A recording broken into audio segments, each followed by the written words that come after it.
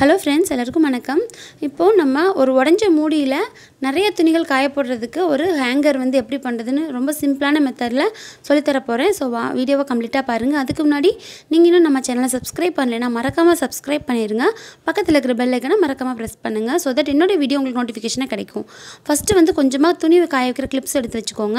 அடுத்து உங்கள் மூடிக்கு மேட்சிங்காக உள்ள நூல் வந்து எடுத்து வச்சுக்கோங்க. நான் இப்போது 30 சென்டிமீட்டர் லென்த் இருக்கிற மாதிரி ஒரு கயரை வந்து எடுத்துருக்கிறேன். ஸோ நான் இதை வந்து கட் பண்ணல, டைரெக்டாக வந்து உள்ளே இன்சர்ட் பண்ணிவிட்டு அதுக்கப்புறமா தான் கட் பண்ண போகிறேன். இது நம்ம இப்போ என்ன பண்ணிகிட்ருக்கோம் அப்படின்னா, பேலன்சிங் கயிறு தான் நம்ம செட்டப் பண்ணிகிட்ருக்கோம். நம்ம வந்து இந்த மூடிக்கு வந்து கண்டிப்பாக 3 பேலன்சிங் கயிறாவது நம்ம போடணும். 2 போட்டிங்கன்னா ஒரு மாதிரி சாஞ்சிக்கிட்டு நிற்கும். ஸோ மினிமம் 3 அப் டு நீங்கள் 4, 5 வரைக்கும் நீங்கள் போட்டுக்கலாம். ஸோ இது வந்து நல்லா பேலன்சிவாக நம்மளுக்கு அந்த இது வந்து நிற்கும், அந்த மூடி நிற்கும். இப்போ நம்ம 3 கயிறு ஈக்குவல் லென்த்தில் எடுத்து இந்த மாதிரி எந்த விதமான முடிச்சுமே நீங்கள் போட வேண்டாம், சும்மா நார்மலாக விட்டுருங்க. நம்ம ஃபைனலாக எல்லாத்தையும் சேர்த்து மொத்தமாக ஒரு முடிச்சு போட போகிறோம். அந்த முடிச்சில் தான் நம்மளுக்கு இந்த தட்டு வந்து நல்லா பேலன்சிங்காக இருக்க போகுது. இங்கே பாருங்கள், இது 3த்தையும் சேர்த்து நம்ம நடுவில் ஒரு முடிச்சு போட்டுக்கலாம். இப்போது சின்ன துண்டு கயிறு எடுத்து நம்ம கிளாத் கிளிப்பில் வந்து சின்ன கம்பி மாதிரி இருக்குங்க, அதுக்குள்ளே விட்டு அதையும் இந்த மூடியும் நம்ம அட்டாச் பண்ணி ஒரு முடிச்சு போட போகிறோங்க.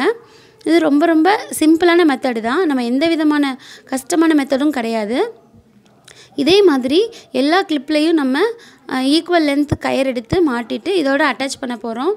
இப்போ பாருங்கள், நம்ம ஈக்குவல் அளவுக்கு கயிறு எடுத்துக்கலாம். அப்படின்னா தான் நம்மளுக்கு ஹேங் பண்ணும் பொழுது எல்லாமே வந்து ஈக்குவல் லென்த்தில் தொங்கும். ஸோ பார்க்கவும் அழகாக இருக்கும், நீட்டாகவும் இருக்கும். ஸோ இப்போது நம்ம இதை எடுத்து நம்ம இந்த கிளிப்போட அட்டாச் பண்ணி கொஞ்சம் கேப் விட்டு மாட்டி வச்சிட்டோம். ஸோ பாருங்கள், பார்க்கும்போது இப்படி தாங்க இருக்கும்.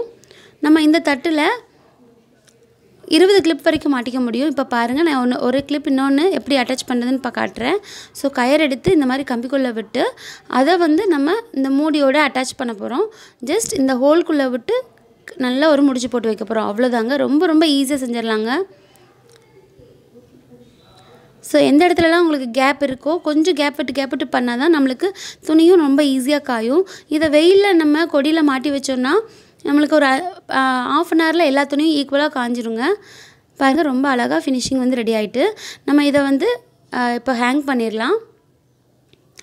இதில் வந்து பார்த்திங்கன்னா நம்ம குழந்தைங்களோட இன்னர்ஸ், அதுக்கப்புறம் குல்லா, அப்புறம் கர்ச்சீஃப், அதுக்கப்புறம் சாக்ஸ், இது எல்லாமே வந்து ஹேங் பண்ணி நம்ம ஈஸியாக காய வச்சிடலாம். நம்ம பொடி துணியெல்லாம் கொடியில் போட்டோம் அப்படின்னா நம்மளுக்கு காற்றுக்கு பறக்கும். இந்த மாதிரி பண்ணோன்னா ரொம்ப சிம்பிளாக இருக்குங்க.